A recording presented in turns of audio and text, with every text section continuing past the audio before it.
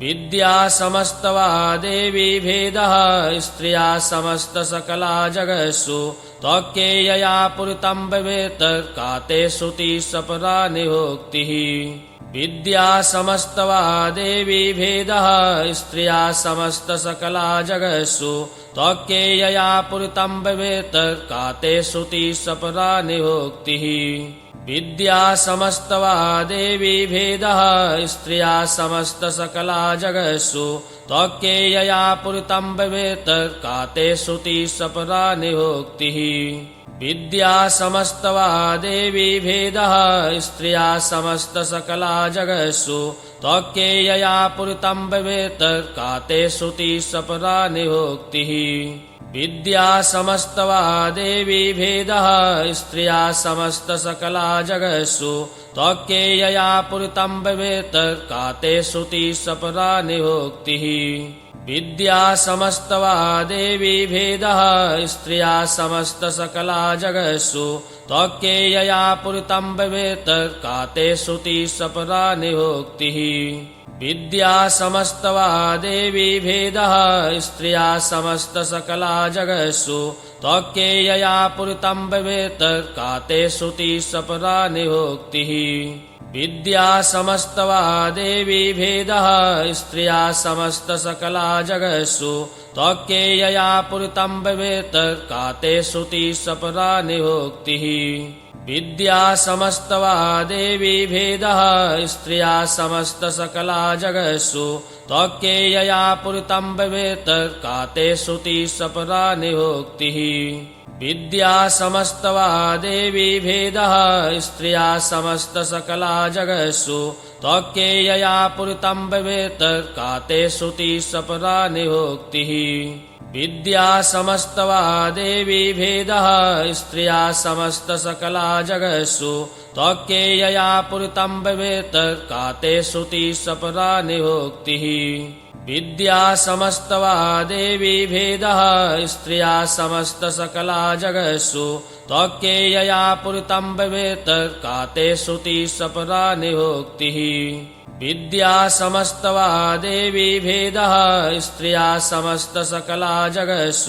त्वक्केयया पुरितं भवेत् का ते श्रुति सपरा निहोक्तिः।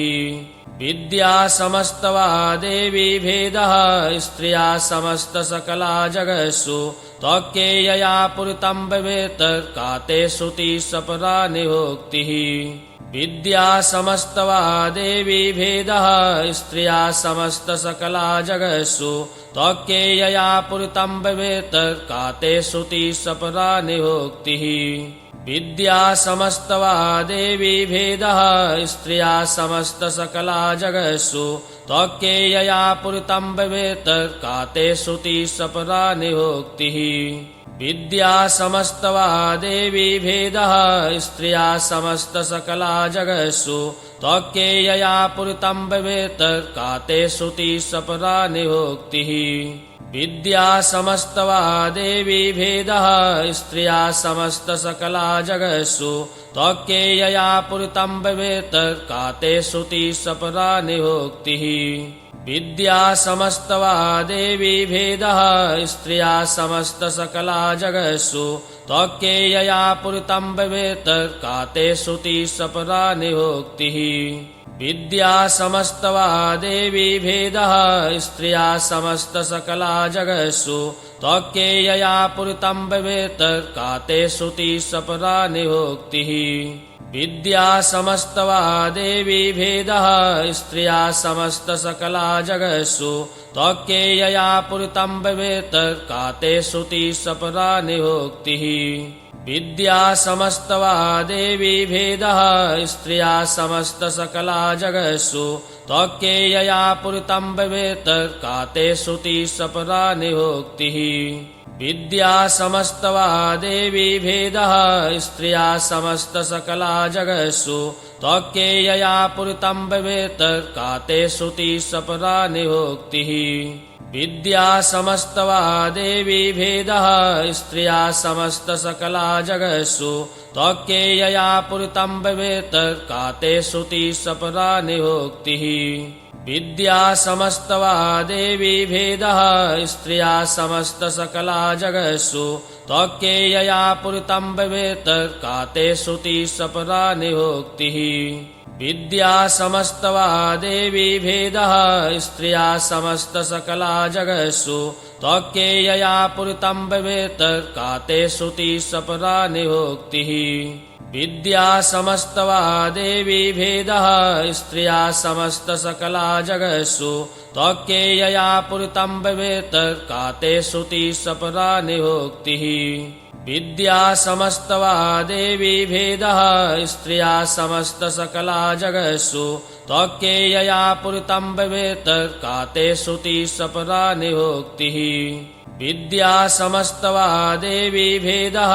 स्त्रिया समस्तसकला जगत्सु त्वक्केयया पुरितं भवेत् का ते श्रुतिः सपरा निहोक्तिः विद्या समस्तवा देवी भेदः स्त्रिया समस्तसकला जगत्सु त्वक्केयया पुरितं भवेत् का ते श्रुतिः सपरा निहोक्तिः विद्या समस्तवा देवी भेदः स्त्रिया समस्तसकला जगत्सु त्वक्केयया पुरितं भवेत् का ते श्रुतिः सपरा निहोक्तिः विद्या समस्तवा देवी भेदः स्त्रिया समस्तसकला जगत्सु त्वक्केयया पुरितं भवेत् का ते श्रुतिः सपरा निहोक्तिः विद्या समस्तवा देवी भेदः स्त्रिया समस्तसकला जगत्सु त्वक्केयया पुरितं भवेत् का ते श्रुतिः सपरा निहोक्तिः विद्या समस्तवा देवी भेदः स्त्रिया समस्तसकला जगत्सु त्वक्केयया पुरितं भवेत् का ते श्रुतिः सपरा निहोक्तिः विद्या समस्तवा देवी भेदः स्त्रिया समस्तसकला जगत्सु त्वक्केयया पुरितं भवेत् का ते श्रुतिः सपरा निहोक्तिः विद्या समस्तवा देवी भेदः स्त्रिया समस्तसकला जगत्सु त्वक्केयया पुरितं भवेत् का ते श्रुतिः सपरा निहोक्तिः विद्या समस्तवा देवी भेदः स्त्रिया समस्तसकला जगत्सु त्वक्केयया पुरितं भवेत् का ते श्रुतिः सपरा निहोक्तिः विद्या समस्तवा देवी भेदः स्त्रिया समस्तसकला जगत्सु त्वक्केयया पुरितं भवेत् का ते श्रुतिः सपरा निहोक्तिः विद्या समस्तवा देवी भेदः स्त्रिया समस्तसकला जगत्सु त्वक्केयया पुरितं भवेत् का ते श्रुतिः सपरा निहोक्तिः विद्या समस्तवा देवी भेदः स्त्रिया समस्तसकला जगत्सु त्वक्केयया पुरितं भवेत् का ते श्रुतिः सपरा निहोक्तिः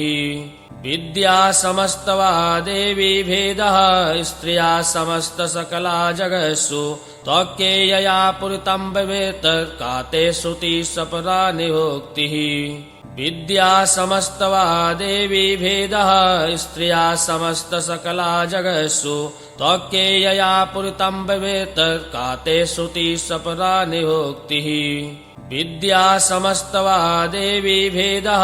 स्त्रिया समस्तसकला जगत्सु त्वक्केयया पुरितं भवेत् का ते श्रुतिः सपरा निहोक्तिः विद्या समस्तवा देवी भेदः स्त्रिया समस्तसकला जगत्सु त्वक्केयया पुरितं भवेत् का ते श्रुतिः सपरा निहोक्तिः विद्या समस्तवा देवी भेदः स्त्रिया समस्तसकला जगत्सु त्वक्केयया पुरितं भवेत् का ते श्रुतिः सपरा निहोक्तिः विद्या समस्तवा देवी भेदः स्त्रिया समस्तसकला जगत्सु त्वक्केयया पुरितं भवेत् का ते श्रुतिः सपरा निहोक्तिः विद्या समस्तवा देवी भेदः स्त्रिया समस्तसकला जगत्सु त्वक्केयया पुरितं भवेत् का ते श्रुतिः सपरा निहोक्तिः विद्या समस्तवा देवी भेदः स्त्रिया समस्तसकला जगत्सु त्वक्केयया पुरितं भवेत् का ते श्रुतिः सपरा निहोक्तिः विद्या समस्तवा देवी भेदः स्त्रिया समस्तसकला जगत्सु त्वक्केयया पुरितं भवेत् का ते श्रुतिः सपरा निहोक्तिः विद्या समस्तवा देवी भेदः स्त्रिया समस्तसकला जगत्सु त्वक्केयया पुरितं भवेत् का ते श्रुतिः सपरा निहोक्तिः विद्या समस्तवा देवी भेदः स्त्रिया समस्तसकला जगत्सु त्वक्केयया पुरितं भवेत् का ते श्रुतिः सपरा निहोक्तिः विद्या समस्तवा देवी भेदः स्त्रिया समस्तसकला जगत्सु त्वक्केयया पुरितं भवेत् का ते श्रुतिः सपरा निहोक्तिः विद्या समस्तवा देवी भेदः स्त्रिया समस्तसकला जगत्सु त्वक्केयया पुरितं भवेत् का ते श्रुतिः सपरा निहोक्तिः विद्या समस्तवा देवी भेदः स्त्रिया समस्तसकला जगत्सु त्वक्केयया पुरितं भवेत् का ते श्रुतिः सपरा निहोक्तिः विद्या समस्तवा देवी भेदः स्त्रिया समस्तसकला जगत्सु त्वक्केयया पुरितं भवेत् का ते श्रुतिः सपरा निहोक्तिः विद्या समस्तवा देवी भेदः स्त्रिया समस्तसकला जगत्सु त्वक्केयया पुरितं भवेत् का ते श्रुतिः सपरा निहोक्तिः विद्या समस्तवा देवी भेदः स्त्रिया समस्तसकला जगत्सु त्वक्केयया पुरितं भवेत् का ते श्रुतिः सपरा निहोक्तिः विद्या समस्तवा देवी भेदः स्त्रिया समस्तसकला जगत्सु त्वक्केयया पुरितं भवेत् का ते श्रुतिः सपरा निहोक्तिः विद्या समस्तवा देवी भेदः स्त्रिया समस्तसकला जगत्सु त्वक्केयया पुरितं भवेत् का ते श्रुतिः सपरा निहोक्तिः विद्या समस्तवा देवी भेदः स्त्रिया समस्तसकला जगत्सु त्वक्केयया पुरितं भवेत् का ते श्रुतिः सपरा निहोक्तिः विद्या समस्तवा देवी भेदः स्त्रिया समस्तसकला जगत्सु त्वक्केयया पुरितं भवेत् का ते श्रुतिः सपरा निहोक्तिः विद्या समस्तवा देवी भेदः स्त्रिया समस्तसकला जगत्सु त्वक्केयया पुरितं भवेत् का ते श्रुतिः सपरा निहोक्तिः विद्या समस्तवा देवी भेदः स्त्रिया समस्तसकला जगत्सु त्वक्केयया पुरितं भवेत् का ते श्रुतिः सपरा निहोक्तिः विद्या समस्तवा देवी भेदः स्त्रिया समस्तसकला जगत्सु त्वक्केयया पुरितं भवेत् का ते श्रुतिः सपरा निहोक्तिः विद्या समस्तवा देवी भेदः स्त्रिया समस्तसकला जगत्सु त्वक्केयया पुरितं भवेत् का ते श्रुतिः सपरा निहोक्तिः विद्या समस्तवा देवी भेदः स्त्रिया समस्तसकला जगत्सु त्वक्केयया पुरितं भवेत् का ते श्रुतिः सपरा निहोक्तिः विद्या समस्तवा देवी भेदः स्त्रिया समस्तसकला जगत्सु त्वक्केयया पुरितं भवेत् का ते श्रुतिः सपरा निहोक्तिः विद्या समस्तवा देवी भेदः स्त्रिया समस्तसकला जगत्सु त्वक्केयया पुरितं भवेत् का ते श्रुतिः सपरा निहोक्तिः विद्या समस्तवा देवी भेदः स्त्रिया समस्तसकला जगत्सु त्वक्केयया पुरितं भवेत् का ते श्रुतिः सपरा निहोक्तिः विद्या समस्तवा देवी भेदः स्त्रिया समस्तसकला जगत्सु त्वक्केयया पुरितं भवेत् का ते श्रुतिः सपरा निहोक्तिः विद्या समस्तवा देवी भेदः स्त्रिया समस्तसकला जगत्सु त्वक्केयया पुरितं भवेत् का ते श्रुतिः सपरा निहोक्तिः विद्या समस्तवा देवी भेदः स्त्रिया समस्तसकला जगत्सु त्वक्केयया पुरितं भवेत् का ते श्रुतिः सपरा निहोक्तिः विद्या समस्तवा देवी भेदः स्त्रिया समस्तसकला जगत्सु त्वक्केयया पुरितं भवेत् का ते श्रुतिः सपरा निहोक्तिः विद्या समस्तवा देवी भेदः स्त्रिया समस्तसकला जगत्सु त्वक्केयया पुरितं भवेत् का ते श्रुतिः सपरा निहोक्तिः विद्या समस्तवा देवी भेदः स्त्रिया समस्तसकला जगत्सु त्वक्केयया पुरितं भवेत् का ते श्रुतिः सपरा निहोक्तिः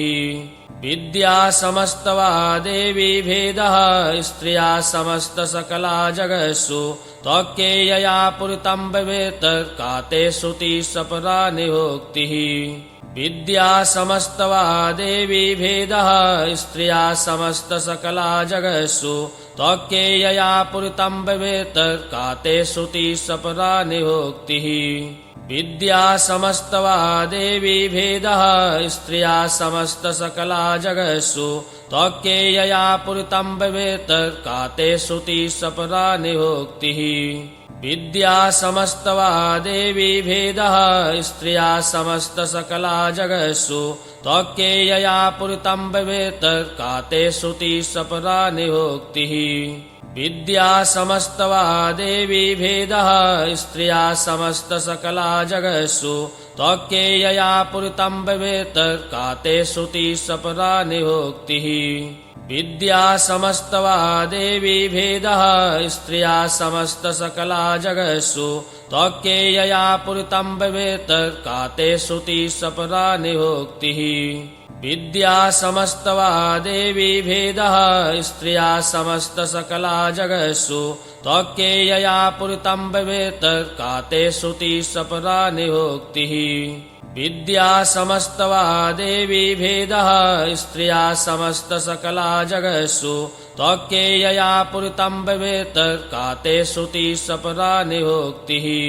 विद्या समस्तवा देवी भेदः स्त्रिया समस्तसकला जगत्सु त्वक्केयया पुरितं भवेत् का ते श्रुतिः सपरा निहोक्तिः विद्या समस्तवा देवी भेदः स्त्रिया समस्तसकला जगत्सु त्वक्केयया पुरितं भवेत् का ते श्रुतिः सपरा निहोक्तिः विद्या समस्तवा देवी भेदः स्त्रिया समस्तसकला जगत्सु त्वक्केयया पुरितं भवेत् का ते श्रुतिः सपरा निहोक्तिः विद्या समस्तवा देवी भेदः स्त्रिया समस्तसकला जगत्सु त्वक्केयया पुरितं भवेत् का ते श्रुतिः सपरा निहोक्तिः विद्या समस्तवा देवी भेदः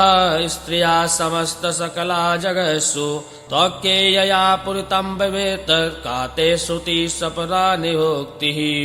विद्या समस्तवा देवी भेदः स्त्रिया समस्तसकला जगत्सु त्वक्केयया पुरितं भवेत् का ते श्रुतिः सपरा निहोक्तिः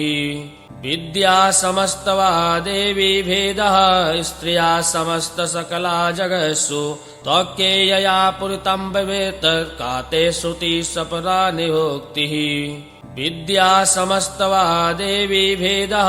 स्त्रिया समस्तसकला जगत्सु त्वक्केयया पुरितं भवेत् का ते श्रुतिः सपरा निहोक्तिः विद्या समस्तवा देवी भेदः स्त्रिया समस्तसकला जगत्सु त्वक्केयया पुरितं भवेत् का ते श्रुतिः सपरा निहोक्तिः विद्या समस्तवा देवी भेदः स्त्रिया समस्तसकला जगत्सु त्वक्केयया पुरितं भवेत् का ते श्रुतिः सपरा निहोक्तिः विद्या समस्तवा देवी भेदः स्त्रिया समस्तसकला जगत्सु त्वक्केयया पुरितं भवेत् का ते श्रुतिः सपरा निहोक्तिः विद्या समस्तवा देवी भेदः स्त्रिया समस्तसकला जगत्सु त्वक्केयया पुरितं भवेत् का ते श्रुतिः सपरा निहोक्तिः विद्या समस्तवा देवी भेदः स्त्रिया समस्तसकला जगत्सु त्वक्केयया पुरितं भवेत् का ते श्रुतिः सपरा निहोक्तिः विद्या समस्तवा देवी भेदः स्त्रिया समस्तसकला जगत्सु त्वक्केयया पुरितं भवेत् का ते श्रुतिः सपरा निहोक्तिः विद्या समस्तवा देवी भेदः स्त्रिया समस्तसकला जगत्सु त्वक्केयया पुरितं भवेत् का ते श्रुतिः सपरा निहोक्तिः विद्या समस्तवा देवी भेदः स्त्रिया समस्तसकला जगत्सु त्वक्केयया पुरितं भवेत् का ते श्रुतिः सपरा निहोक्तिः विद्या समस्तवा देवी भेदः स्त्रिया समस्तसकला जगत्सु त्वक्केयया पुरितं भवेत् का ते श्रुतिः सपरा निहोक्तिः विद्या समस्तवा देवी भेदः स्त्रिया समस्तसकला जगत्सु त्वक्केयया पुरितं भवेत् का ते श्रुतिः सपरा निहोक्तिः विद्या समस्तवा देवी भेदः स्त्रिया समस्तसकला जगत्सु त्वक्केयया पुरितं भवेत् का ते श्रुतिः सपरा निहोक्तिः विद्या समस्तवा देवी भेदः स्त्रिया समस्तसकला जगत्सु त्वक्केयया पुरितं भवेत् का ते श्रुतिः सपरा निहोक्तिः विद्या समस्तवा देवी भेदः स्त्रिया समस्तसकला जगत्सु त्वक्केयया पुरितं भवेत् का ते श्रुतिः सपरा निहोक्तिः विद्या समस्तवा देवी भेदः स्त्रिया समस्तसकला जगत्सु त्वक्केयया पुरितं भवेत् का ते श्रुतिः सपरा निहोक्तिः विद्या समस्तवा देवी भेदः स्त्रिया समस्तसकला जगत्सु त्वक्केयया पुरितं भवेत् का ते श्रुतिः सपरा निहोक्तिः